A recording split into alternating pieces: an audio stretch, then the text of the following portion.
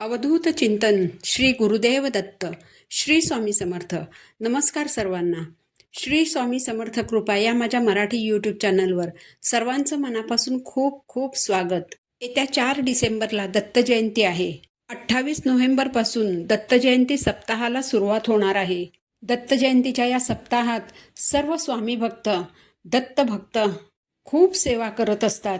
दत्त महाराजांची अतिशय उच्च कोटीची सेवा म्हणजे गुरुचरित्र या ग्रंथाचं पारायण करणं. ज्यांना गुरुचरित्र या ग्रंथाचं पारायण करणं शक्य आहे त्यांनी 28 नोव्हेंबरपासून या ग्रंथाच्या पारायणाला सुरुवात करावी. गुरुचरित्र पारायणाची पूजा मांडणी, पारायण काळातील 7 दिवसांचे नैवेद्य आणि 7 दिवस ज्या सेवा करायच्या आहेत त्याबाबतचा आजचा आपला व्हिडिओ आहे. तर सर्वप्रथम आपण गुरुचरित्र पारायणासाठी पूजा मांडणी कशी करावी हे जाणून घेऊया. तर ज्या जागेवर तुम्ही पूजा मांडणी करणार आहात ती जागा स्वच्छ पुसून घ्यायची. त्या जागेवर एक स्वस्तिक काढायचं आणि त्यावर एक चौरंग किंवा लाकडी पाट ठेवायचा आहे. चौरंगाभोवती किंवा पाटाभोवती रांगोळी काढायची. चौरंगावर पिवळं किंवा लाल रंगाचं किंवा नारिंगी रंगाचं वस्त्र अंथरायचं. तुमच्याकडे स्वामी महाराजांची मूर्ती असेल किंवा दत्त महाराजांची मूर्ती असेल तर त्यावर प्रथम पाण्याने, नंतर पंचामृताने, पुन्हा पाण्याने अभिषेक करायचा आहे. तुमच्याकडे जर फोटो असेल तर त्यावर अभिषेक करायचा नाही. फोटो स्वच्छ पुसून घ्यायचा आणि चौरंगावर त्याची स्थापना करायची. यानंतर सर्वप्रथम दिवा लावायचा आहे. हा दिवा आपल्याला अखंड लावायचा आहे. त्यामुळे दिव्यात भरपूर असं तेल घालायचं आहे. दिव्याची पूजा करून घ्यायची. दिव्याला हळद, कुंकू, अक्षता, फूल वाहायचं. स्वामी महाराजांची किंवा दत्त महाराजांची जी मूर्ती तुम्ही चौरंगावर ठेवली आहे किंवा जर तुम्ही फोटो ठेवला असेल तर त्या फोटोची किंवा मूर्तीची पूजा करायची. स्वामींना गंध, अक्षता, फूल अर्पण करायचं. धूपदीपाने ओवाळायचं.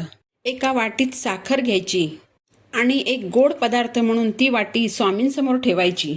संपूर्ण पारायण काळात ही वाटी स्वामींसमोर तशीच ठेवून द्यायची आहे.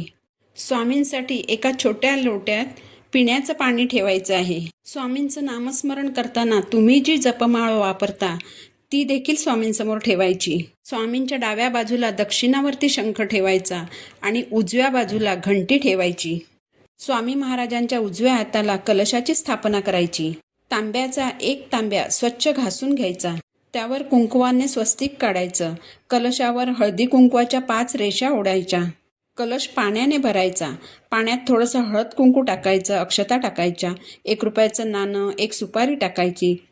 त्यानंतर आंब्याची किंवा विड्याची 5 पानं तांब्यावर ठेवून त्यावर नारळ ठेवायचा. नारळाची शेंडी वर करायची. चौरंगावर स्वामींच्या उजव्या बाजूला थोडेसे तांदूळ ठेवायचे.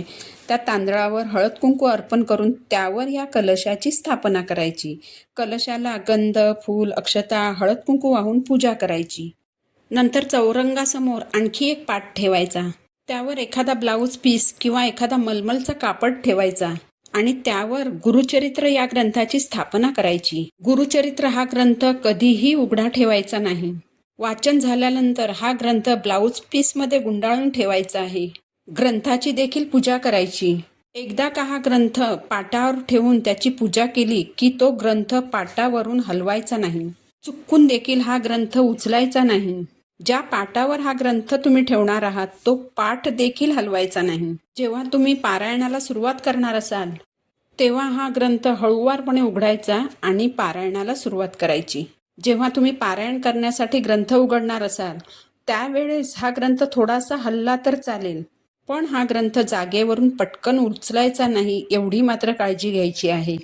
तुमची एखादी इच्छा पूर्ण होण्यासाठी जर तुम्ही गुरुचरित्र ग्रंथाचं पारायण करणार असाल तर मग सगळ्यात पहिलं म्हणजे तुम्हाला संकल्प घ्यावा लागेल.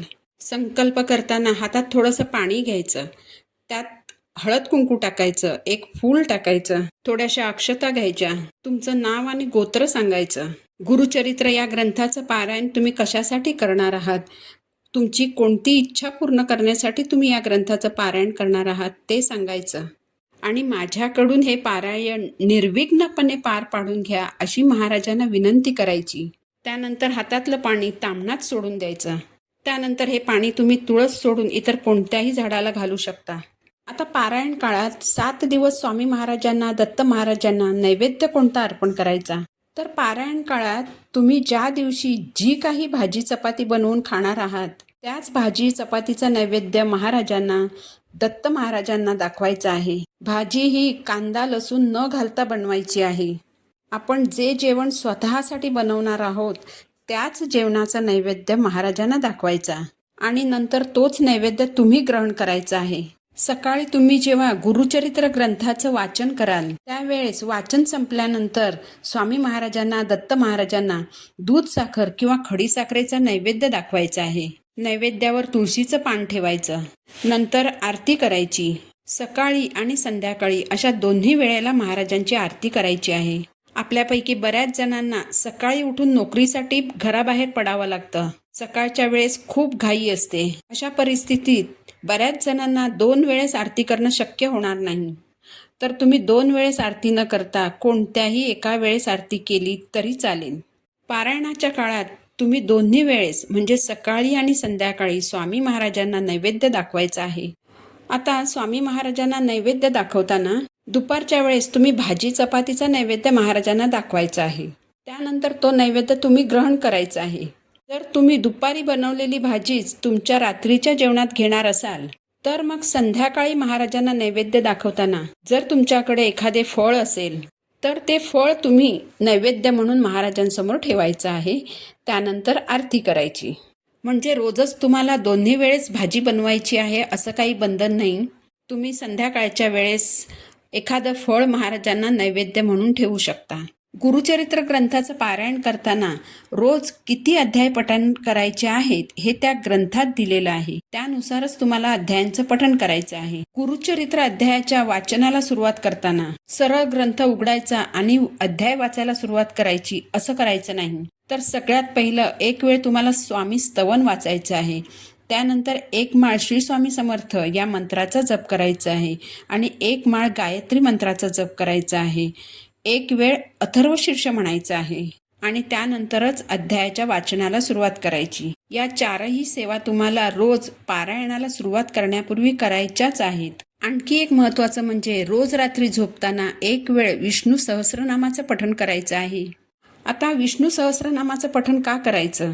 तर आपण गुरुचरित्र ग्रंथाचं वाचन करत असताना कधी कधी काही उच्चार हे आपल्याकडून नीट उच्चारले जात नाहीत. तसंच पारायण काळात दिवसभरात आपल्याकडून कळत नकळत काही चुका देखील घडत असतात. तर त्या चुकांची क्षमा म्हणून हे स्तोत्र आपल्याला पठण करायचं असतं. त्यामुळे रोज रात्री झोपण्यापूर्वी विष्णू सहस्रनामाचं न चुकता पठण करायचं.